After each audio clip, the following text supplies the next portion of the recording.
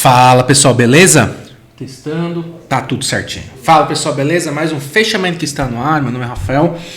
E que dia, né? Nossa senhora, que vol hoje, que dia estressante, né? Hoje foi um dia que a gente foi contaminado aí pela questão, né? Dois fatores, né? Que derrubaram o Ibovespa, né? E fizeram os juros e o dólar dispararem nesta quinta-feira, né? Antes de comentar dos dois fatores, né, falar um pouquinho do que aconteceu hoje, né? Bom, queda de 3,4, Ibovespa deixou para trás suportes importantes no curtíssimo prazo, na mínima do dia, que foi o 108.516, voltou para os níveis lá de 30 de setembro, né? Foi antes do primeiro turno, anulou a tendência de alta de curtíssimo prazo, voltou para o quadro de indefinição, agora com visto antes das eleições. Enfim, foi um dia assim, para a tendência de alta de curtíssimo prazo, anulou tudo, né? O mercado voltou para um cenário de indefinição, que é um cenário complicado de operar, né? A gente tenta operar os riscos, retornos interessantes, né? Você está perto da base inferior da congestão, vai em busca de uma compra, mas não tem um upside, né? O upside sempre fica limitado. Isso, para quem carrega a posição, é um dos piores cenários do mundo, tá? Bom, o que aconteceu? Forte estresse na curva de juros. Você vê os vértices, pra você ter uma noção, né? Os vértices mais curtos, para a gente ter uma expectativa do que vai ser a Selic para o ano que vem. Até anteontem, né?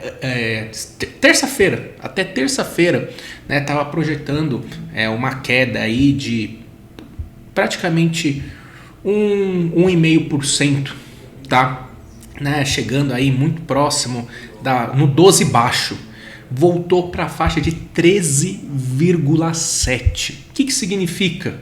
Primeiro, uma belíssima alta. Segundo, não está projetando queda de juros para o ano que vem, que é totalmente contrário ao que vinha sendo visto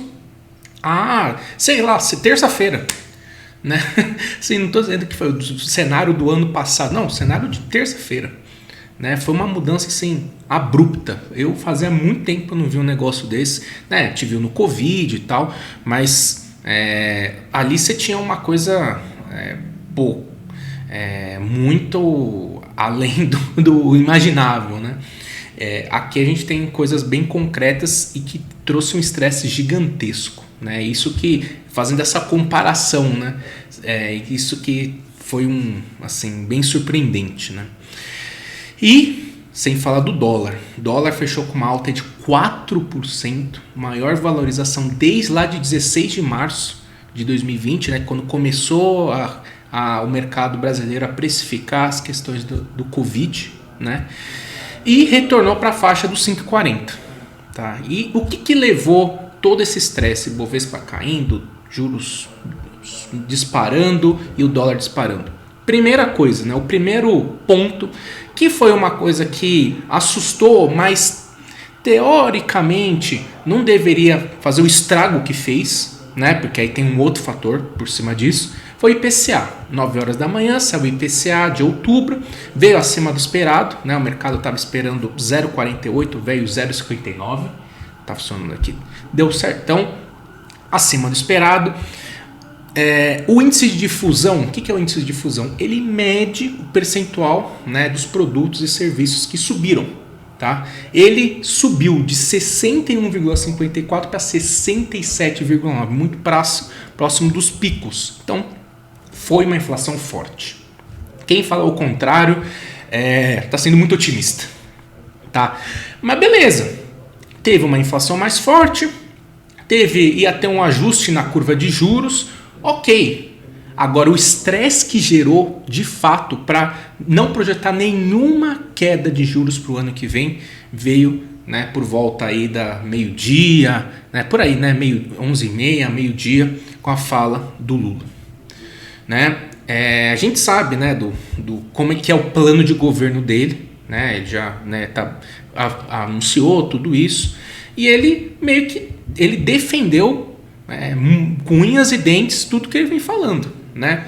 Bom, vamos fazer mais gastos sociais sem respeitar o teto de gastos, né? Que é mais ele, né? Era mais ou menos o que ele estava falando já, né?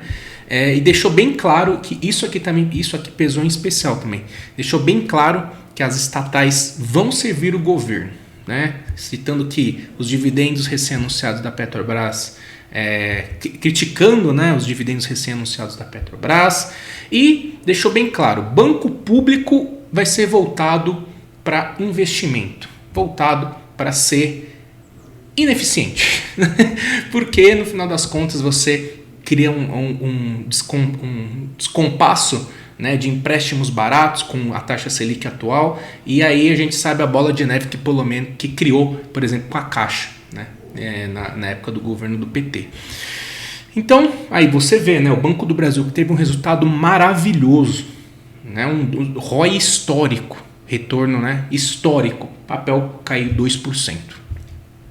Né? Então, assim, você vê que as coisas, esse risco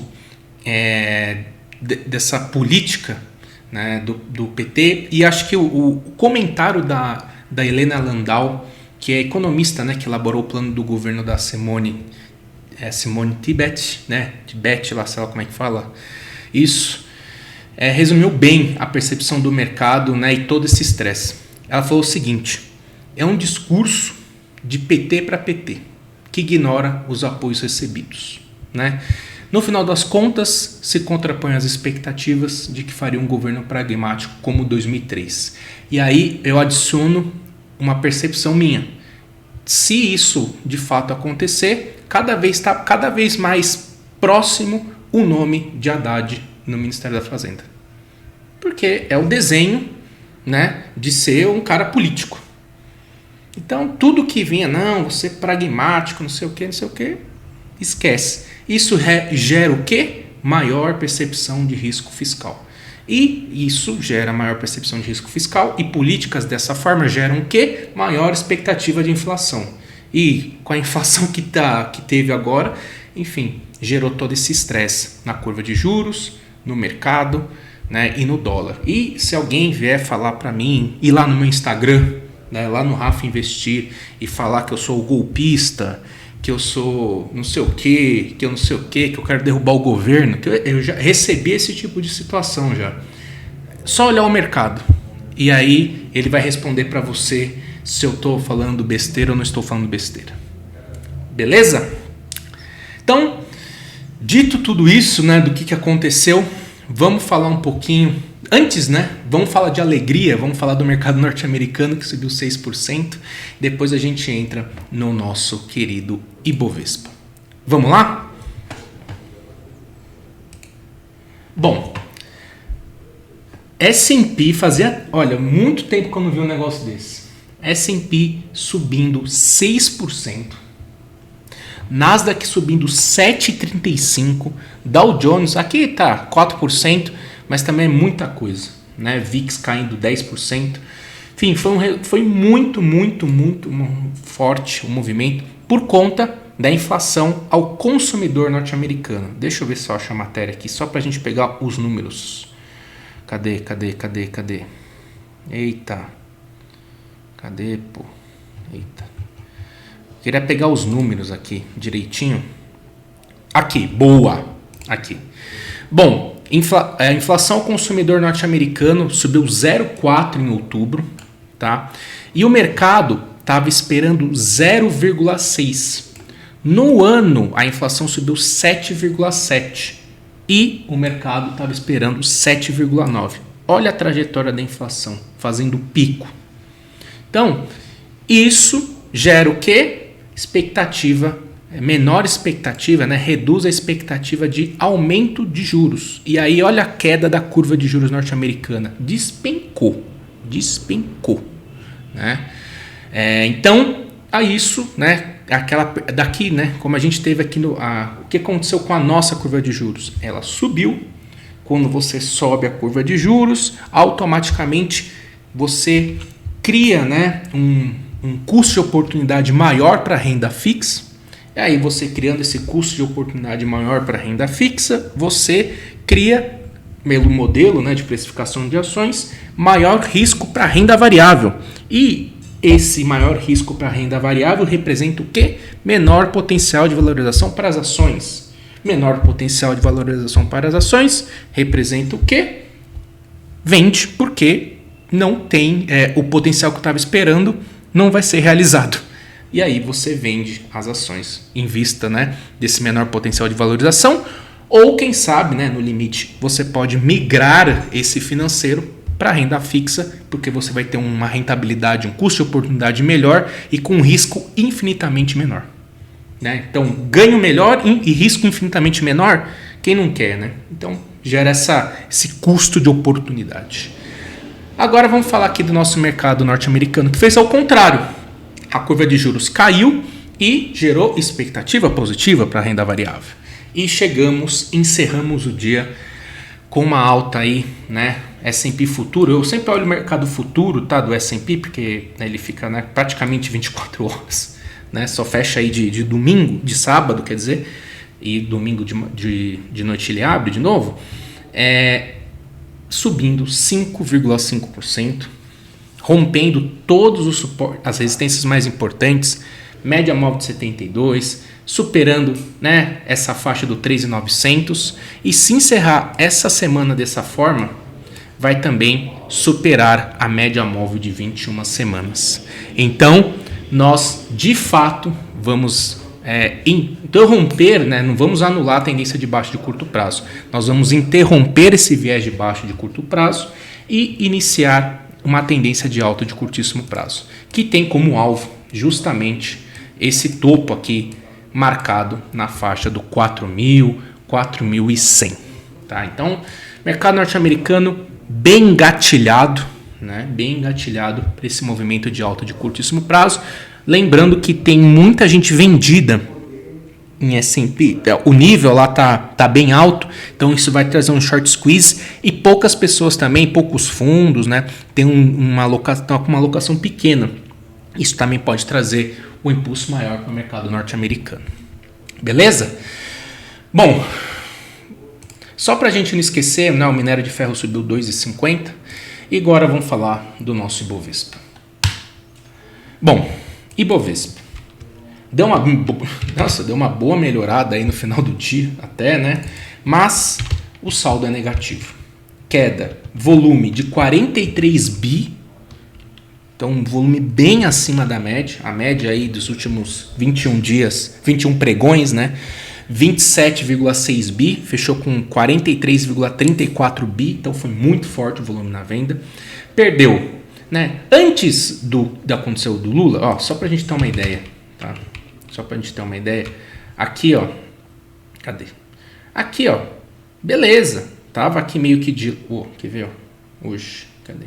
Dia 10 aqui, ó. Aqui, ó. A gente veio com esse movimento de baixa, né? Beleza. Né? E aí veio a fala, né, do Lula. E aí o negócio começou a acelerar forte a venda. A gente tinha voltado para a mínima daqui. E aí a gente já perdeu esse ponto e aí começou a acelerar a venda. E aí a gente perdeu média móvel de 72, perdeu o último fundo nos 112 mil pontos. Enfim, entramos em um viés de baixa aqui no curtíssimo prazo, porque a gente perdeu os principais suportes, né? Tendência de baixa no curtíssimo prazo, perdendo 107 mil pontos, tá? E no final das contas voltamos para esse cenário, que é o pior cenário possível, que é essa indefinição. Lembra em agosto e setembro, que ficou travado antes das eleições? Voltamos para esse cenário, com topo intermediário nos 114 mil pontos, que vinha sendo o topo em agosto e setembro, e o fundo, que foi de agosto e setembro também, que é o patamar onde encerrou hoje o dia, na região dos 110 mil pontos. Inclusive vou até ajustar aqui meu 109,775, fechamento de hoje virou um suporte importante, e no limite do limite da banda inferior é o fundo aqui dos 108 mil pontos. Então, cenário de congestão mais uma vez feito. E aí o que a gente tem que fazer nesse cenário de congestão? Se tudo for tudo constante, em busca de oportunidades de compra perto da banda inferior dessa congestão, chegou próximo da banda superior, você tem que obrigatoriamente fazer uma parcial, zerar boa parte da posição, ir subindo o seu stop e ver o que vai acontecer. Né? Se vai de fato conseguir romper, se vai voltar, e aí fica esse difícil, né? A carteira não evolui, né? Que esse é o grande problema de qualquer mercado ou papel em congestão, tá? Esse é o cenário para o Ibovespa, tá? Esse é o cenário, ficou um cenário complexo, né, para o mercado. E aí que eu queria mostrar, né? Aqui, ó. Olha aqui o DI 25, né? DI 24, que é o que eu te estava falando lá da percepção de juros para o encerramento de 2023, né? Aqui é a expectativa do mercado em relação ao juro, né? Ao juro para 2023. Voltou para o ponto que está hoje, né? Está 13,75. Então o mercado, com essa alta de hoje, não projeta nenhuma queda de juro para o ano que vem. Olha, você tem o que eu estou te falando. Até semana passada, a gente estava aí próximo da faixa do 12,9, a gente chegou a bater até 12,7. Né? Então, cara, mudou, é surreal isso aqui. Isso aqui é surreal. Né? Isso aqui é um negócio surreal de estressante. Né? Agora, entender se isso aqui foi um exagero ou não. Né? Acho que esse é o grande serviço agora que a gente tem que pensar se houve exagero ou não em acreditar que não haverá pelo menos uma queda de juros ano que vem. Né? Por conta, né? E assim, não dá para duvidar nada, porque se tiver essa questão do risco fiscal, né? A gente já tem um exemplo lá do Reino Unido, né? No Reino Unido, que está com esses problemas fiscais e a curva de juros não para de subir. Então, vamos ver. Vamos ver se a gente, né? Estão falando que a gente ia virar a Venezuela, a gente pode virar o Reino Unido aí, ó. Pode ser também. Enfim, vamos lá. Bom, diante desse movimento, vamos lá, Vale. Mercado, né? Acho que não azedou ainda mais, porque a Vale, de fato, teve um ótimo desempenho, né? Subiu 1,91, o mercado caiu 3,35, minério de ferro seguindo o movimento de alta, né, na percepção do quê? De que talvez, e hoje, né, hoje o presidente da China, né, reforçou, hoje ele reforçou todos os protocolos do Covid-0. Né? Então, tudo que é de oficial não condiz com os rumores, mas o que eu tenho de percepção aqui?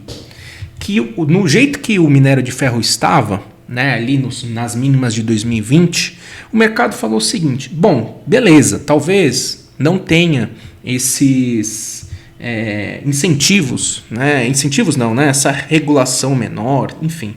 Mas o preço está tão atrativo que eu já sei o risco. Né? Eu já tenho o meu risco precificado. E isso vale ouro, né? Qualquer investimento, se você já tem o risco precificado, beleza. Então, bom, se eu tenho o meu risco, não sei se tem um potencial de valorização, mas se tiver, já estou com o meu risco precificado. E foi basicamente isso que aconteceu. Então o mercado falou, não é que o mercado falou, não importa as políticas de Covid-0, é que no nível daquele lá eu tomo desaforo, tem desaforo para tomar. Né? Então é mais nessa questão, nessa percepção de risco e de um preço atrativo, né? Porque voltou para as mínimas de 2020, um preço atrativo para uma siderúrgica ao melhorar suas margens que estão destruídas. Né? Então trouxe esse movimento de alta, pelo menos essa interpretação aqui, e a Vale tem como grande objetivo tentar romper R$ 75 em busca do 80. Vai ser difícil? Vai. Né? Aqui tem que ter um potencial de minério de ferro importante. Né? Mas, se conseguir romper, beleza. Se não conseguir romper, confirmar um candle de reversão que nem esse aqui, o que você tem que fazer? Parcial. Beleza. Volta para o 69, tenta buscar uma nova oportunidade de compra. Se perdeu 69, aí espera voltar para o 66 e avalia essa operação. Tá? Então, tá trabalhando nessas faixas de preço. Né? E a Petrobras, né, fechou praticamente, ficou muito próxima, né, do 26,35. Não dá para falar que perdeu o patamar, né, porque fechou, né, fechou aí praticamente estável não, né? Muito próximo do nível, do patamar. Então, se eventualmente segurar por aqui, e aqui é um topo rompido, né, importante dentro da estrutura de alta de curto prazo, quem sabe não abre espaço para um repique até o 28,30. Agora, deixou para trás 25,60, aí a gente chega lá no nosso ponto, R$24. Aqui é o ponto que a gente vem comentando bastante, que é a reversão que foi marcada em julho, onde deu compra para o papel. Essa reversão aqui de julho, com esses dois gaps de alta aqui, foi um ponto, pelo menos para mim pessoalmente, foi um ponto marcante aí de compra. Beleza? Bom, não vou passar de todos os papéis, né, mas a gente observou que os grandes destaques de queda ficaram com papéis que estão relacionados com a curva de juros, né? Aí a gente vem aqui, deixa eu só pegar aqui direitinho. Aí você vem com, né, por exemplo, setor de educação, né, Edux aí caindo 13%, né? Todos os papéis voltando para os suportes mais importantes. Edux, aqui azul foi o resultado horroroso, né? Mais um resultado horroroso aí da empresa, voltando aí para os níveis dos 11,50. Aqui, Lojas Marisa, voltando para o 1,60. Você teve Cyrela, né? Voltando para a região dos 15,20, né? Voltando para esse ponto importante. O que mais que a gente teve de destaque aí? Né? Direcional, que foi um papel que estava em voga aí, né, por conta da como é que é o nome? Construção de renda menor, baixa renda, também perdendo suporte importante. Enfim, esses setores, né, Lojas Renner, voltando ali para os níveis de R$25. Então, setores que se beneficiaram da virada da curva de juros. Vou te dar um exemplo.